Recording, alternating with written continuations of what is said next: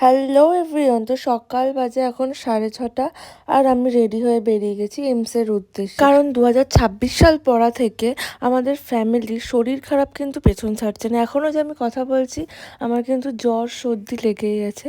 তো সেভাবেই আমি ভয়েসটা দিচ্ছি, কারণ অনেক দিন আমার গ্যাপ হয়ে গেল মাঝখানে এই এইমসের চক্করে, মানে আমাকে বারবার দৌড়াদৌড়ি করতে হচ্ছে।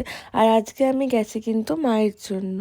এইমসে আগেও গেছি, বাট এখন আগের অনেক ডিফারেন্স চলে এসছে, অনেক কিছু চেঞ্জ হয়ে গেছে।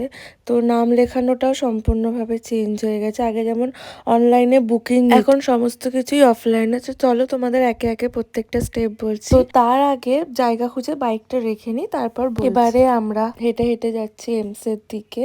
তো এখানে দেখো লম্বা লাইন, এই লম্বা লাইনটা কিন্তু টোকেন নেওয়ার জন্য হচ্ছে।